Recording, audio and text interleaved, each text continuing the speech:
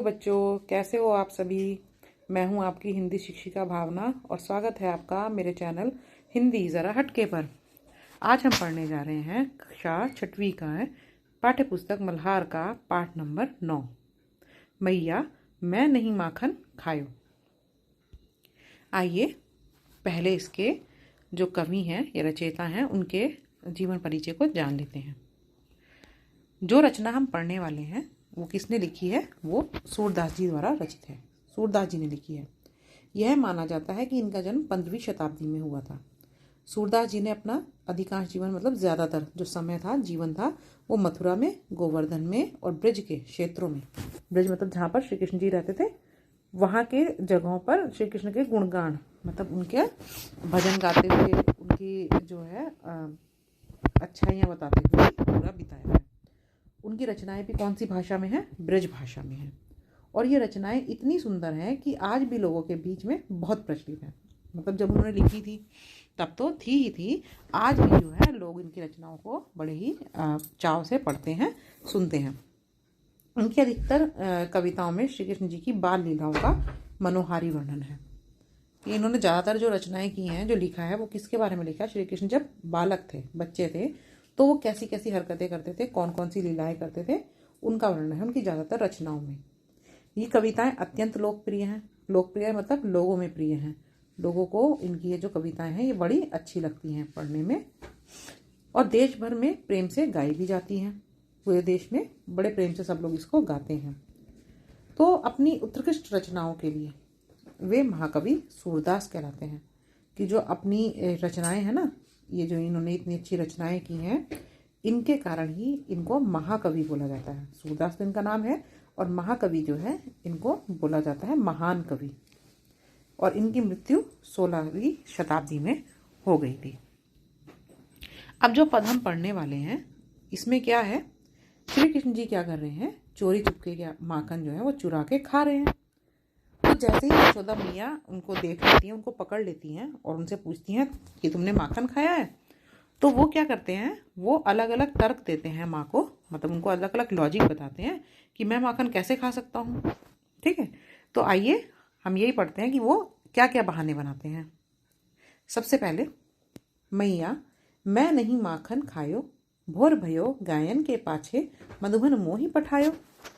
श्री कृष्ण जी क्या बोल रहे हैं कि मैया, माँ, मैं नहीं माखन खायो, मैंने माखन नहीं खाया। भोर भयो, भोर भई मतलब सुबह, जैसे सुबह होती है गैयन के पाछे, गैयन मतलब जो गाय हैं, तो जैसी सुबह होती है गायों के पीछे, पाछे मतलब के पीछे, तुम मुझे मधुबन भेज देती हो। मधुबन मतलब वन है वहाँ पर जहाँ पर वो गायों को चराने के लिए रोज जाते हैं, उसका नाम है मधुबन। तो जैसे ही सुबह होती है तुम रोज मुझे गायों, जो गाय हैं उनके पीछे मधुबन भेज देती हो। पठायो मतलब भेज देती हो।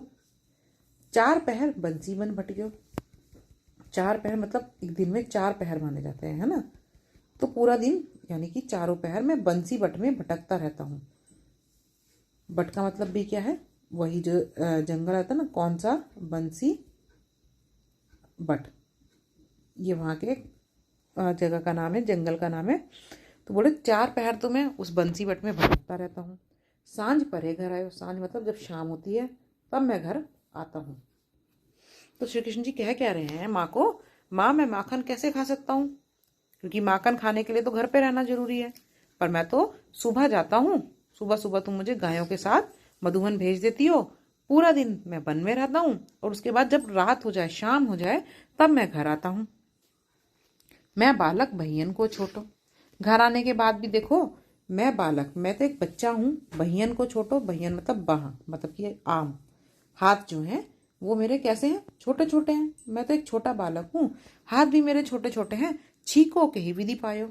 छीका क्या है, ये देखिए, ये जो है ना, जो लटका हुआ है, इसको वो बोलते हैं छीका।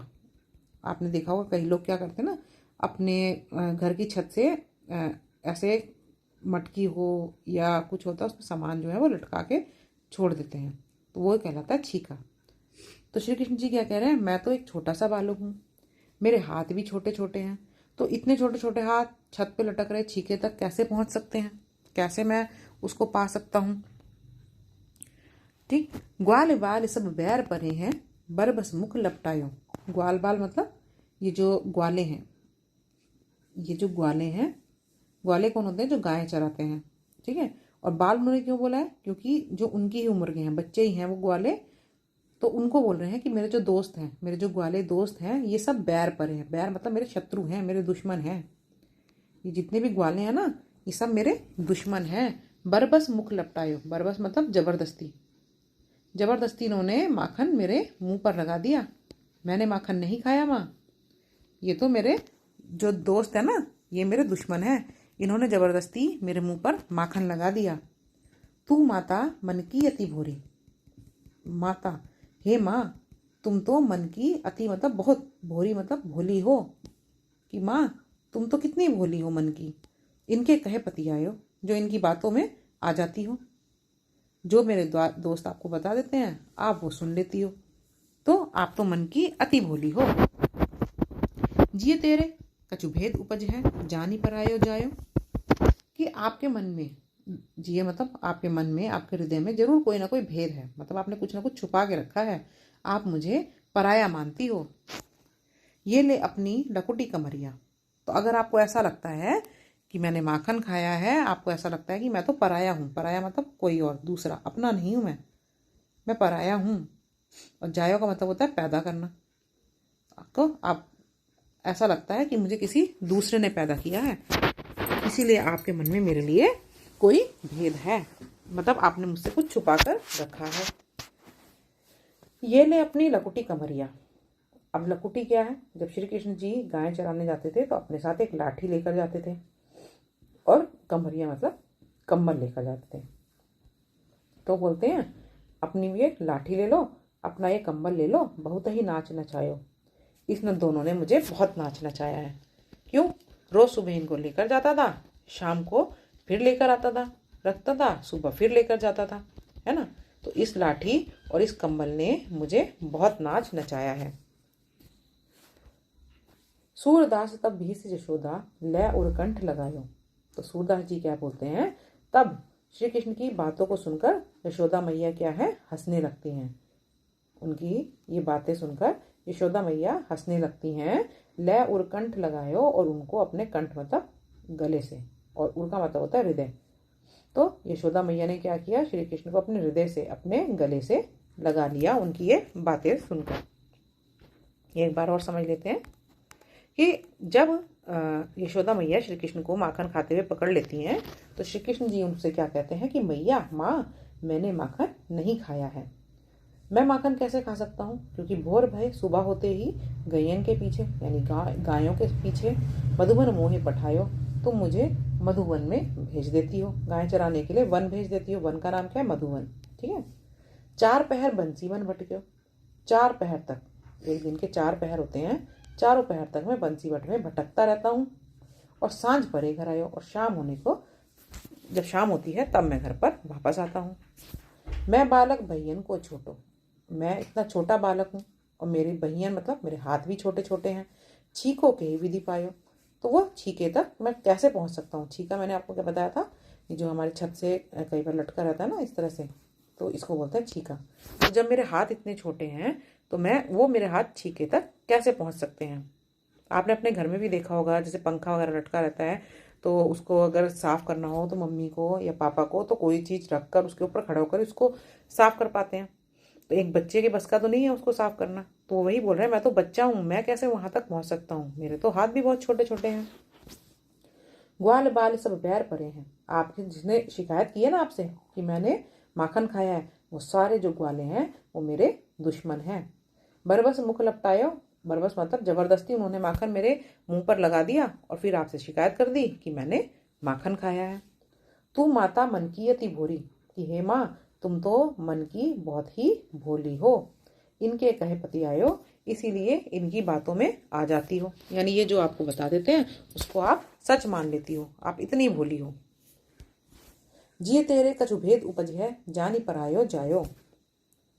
आपके जिय में, आपके हृदय में, आपके मन में कोई भेद है ना, कोई भेद है, मतलब कि पैदा हो रहा है। जानी परायो जायो, कि आप मुझे पराया समझते हो, किसी और ने मुझे जन्म दिया है ऐसा समझती हो, जो आपने हृदय में मुझसे कुछ छुपा कर रखा हुआ है। ये ले अपनी लकुटी कमरिया, ये लो अपनी लाठी ले लो, अपना कंबल ही ले लो, बहुत ही नाच नचायो। इन दोनों ने मुझे बहुत नाच नचाया है। रोज के रोज लाठी लेकर जाता हूँ, कंबल लेकर जाता हूँ, गायों के पीछे दौड़ता रहता हूँ। ठीक है, तो पूरे दिन क्या है, ये लाठी और ये कंबल मुझे नाच नचाते रहते हैं। सूरदास तब भैंसी जशोदा, सूरदास जी कहते हैं तब यशोदा मैया ने हंसकर, भैंसी मतलब हंसकर, श्री कृष्ण को लय और कंठ लगायो अपने हृदय से, अपने गले से लगा लिया। आइए इसमें मेरी समझ से भी कर लेते हैं। तो नीचे दिए गए प्रश्नों का सटीक उत्तर कौन सा है, उसके सामने आपको क्या बनाना है, तारा बनाना है जो सही आपको लगता है कि इसका उत्तर है। आपको विकल्प दिए गए हैं 4। प्रश्न है, मैं माखन कैसे खा सकता हूँ, इसके लिए श्री कृष्ण ने क्या तर्क दिया। ठीक है, श्री कृष्ण ने क्या बोला कि वो माखन क्यों नहीं खा सकते।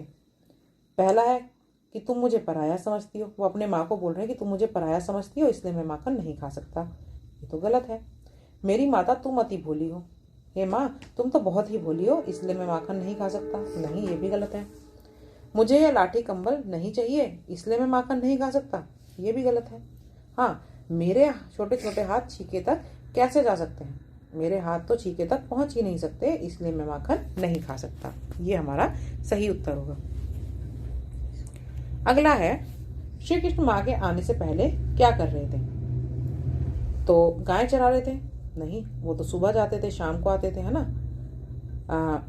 माखन खा रहे थे? हाँ, जब मैया यशोदा ने उनको पकड़ा था तो वो माखन खा रहे थे। मधुवन में भटक रहे थे? नहीं, अगर वो मधुवन में भटक रहे थे तो माँ उनको माखन खाते हुए समय पकड़ती कैसे। मित्रों के संग खेल रहे थे? नहीं, क्योंकि अगर मित्रों के संग खेल रहे थे तो यशोदा मैया उनसे गुस्ताखी होती कि उन्होंने माखन जो है वो खा लिया है।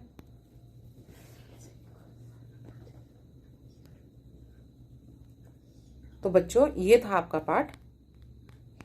आशा करती हूँ कि आपको ये कविता समझ में आई होगी। अगर आई है तो चैनल को सब्सक्राइब कर देना और इस वीडियो को लाइक कर देना। मिलते हैं अगले भाग में। धन्यवाद।